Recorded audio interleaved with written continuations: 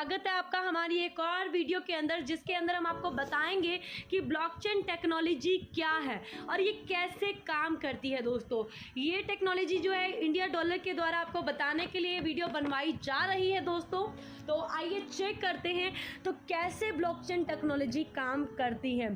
तो दोस्तों, blockchain technology जो है वो इंटरनेट के ऊपर काम करती है। जब तक इंटरनेट चलेगा तब तक ब्लॉकचेन टेक्नोलॉजी भी काम करेगी। और आप सब जानते हैं, ना ही इंटरनेट ने कभी बंद होना है, ना ही ब्लॉकचेन टेक्नोलॉजी कभी बंद होने वाली है।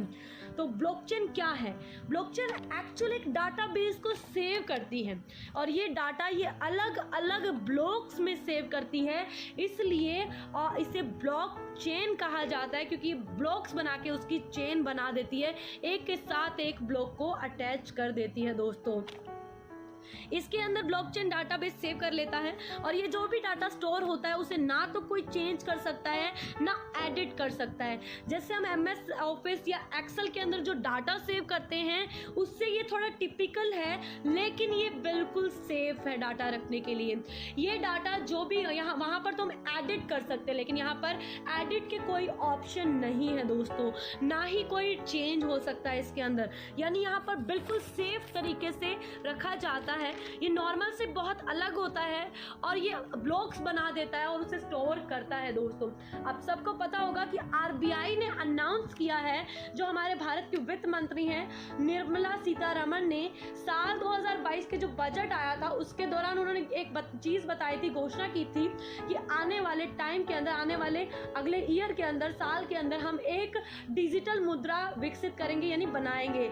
तो ये रिजर्व बैंक के द्वारा लॉन्च होगा और ये बिटकॉइन और इथेरियम के जैसे ही ब्लॉकचेन के ऊपर काम करेगा और ये डिजिटल मुद्रा होगी जो पूरे भारत में जो है लागू की जाएगी और ये एक लीगल टेंडर होगा दोस्तों, यानी एक सेफेस्ट करेंसी होगी। अब आप एक चीज मान लीजिए कि आप मॉल में शॉपिंग कर रहे हैं, जैसे ही आप काउंटर पर अपनी खरीदी हुई चीज का भुगतान करने जाते हैं तो आपको पता चलता है कि आपका डेबिट या क्रेडिट कार्ड काम ही नहीं कर रहा। आपको यह सूचना मिली कि आपके बैंक के सर्वर में खराबी होने के कारण बैंक का कोई भी ग्राहक आप भी शामिल नहीं कर सकते, अपने कार्ड का इस्तेमाल नहीं कर सकते। तो आप क्या करोगे? जाहिर सी बात है, अगर ऐसी स्थिति में आप कभी फंसते हैं तो आपको परेशानी होगी। अब परेशानी होगी, लेकिन अगर दूसरी तरफ ये खरीदारी आप डेटा या लेज़र या एक्सेस हो तो जिस उसके क्रेडिट कार्ड में होने वाली हर लेन देन का अपडेट कर सकता है, जैसे बैंक सर्वर काम करे या ना करे। अगर ऐसा होता है और सर्वर डाउन होता है, अगर ब्लॉकचेन पर ये सारी चीज़ें टिक जाती हैं तो यकीन मानिए दोस्तों, ये सारी चीज़ें बहुत बेस्ट हो जाएंगी और कोई भी इसमें छेड़छाड़ नहीं कर पाएगा और दूसरा कभी भी इसका सर्वर डाउन नहीं होगा, ये ऑलवेज चलता रहेगा।